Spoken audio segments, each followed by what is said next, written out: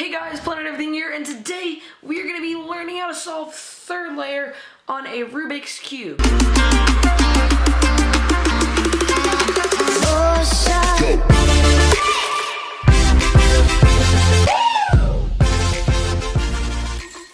This is the third and final layer of a Rubik's Cube. So by this point you should have already watched or learned how to do first and second layer. And if you don't know what those two things are, then you don't. So then watch a video on it.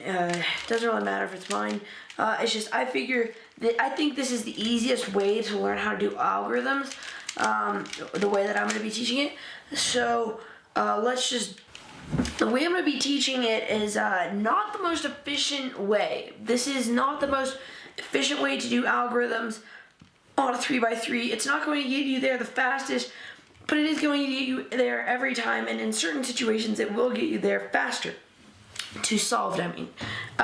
And so the first thing we're going to do is once we finished all these two layers, is find this little thing right here, this yellow L shape. So here's your last layer, and the orientation you're going to want to be holding it for this algorithm is right here where this L is facing that way.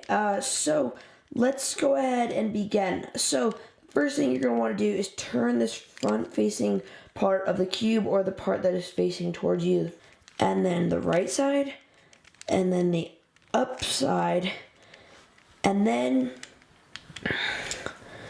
you can bring this beast back down, bring this over, and rotate it back. And what that's going to do is give you a line.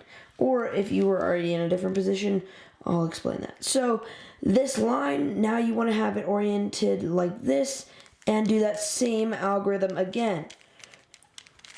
And that will give you a cross. This yellow cross is a very big step in your solving process for these algorithms. So now what you want to do is an algorithm that's going to get all of these edges in the right spots, because that's important. So let's go ahead and do that algorithm. That algorithm is going to be right side, up side, right side, up, like that. Okay. I'm not going to be able to explain this in words very well, because I don't want to have to give you like actual algorithm codes to teach you how to do this, because it takes time, and you can just learn it much more easy if you just do this.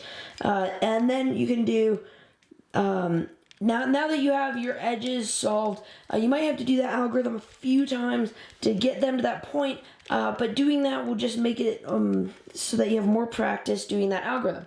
Now the next algorithm you want to do is to get all of these corners in their correct spots, maybe not their correct orientations, and find ones that are already in its spot. If you don't have any, then I'll teach you how to do that. But here is a solved corner that is already in its spot, and so we're going to use that to our advantage and put it right here on our right side. Now what we want to do is turn the left side up, and then the up side up, and then that and that and that.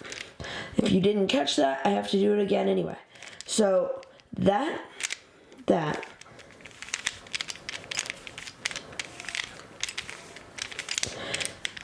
is very rare. I do not know why that just solved it, but normally that is going to give you a situation somewhat like this, and if it doesn't, then I'll explain that again, but it'll give you a situation like this, where there are two here, or maybe even three, and it's okay, it'll still work. So you put the piece that you're trying to solve on your right side and do this algorithm.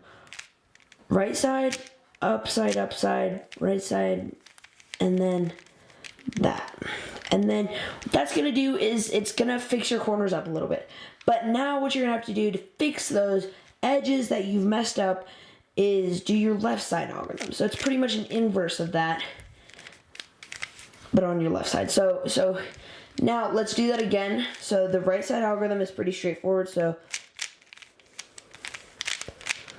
And then the left side algorithm, you go left, up, left counterclockwise, and then left clockwise, or then the up clockwise or something like that, and then over, and then bring that down.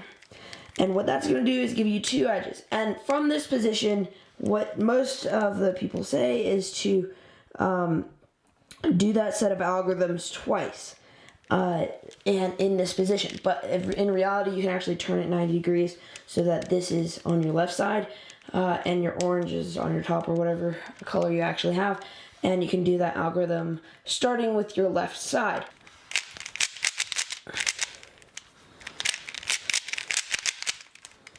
And that should solve your cube. Now, if you had these corners just facing, the yellow side facing like that, you can just do the algorithm one more time, or starting with the right, or if you're on this side, the left, and it will work just fine. So, yeah guys, that's pretty much it for this video. I really hope I taught some of you how to do a Rubik's Cube. Maybe. If you didn't, I'm sorry. Tell me what I can do better in the comments. But that's pretty much it for this video. If you liked it, please give me a thumbs up. Don't forget to subscribe, and also please share with your friends, because, you know, sharing is caring.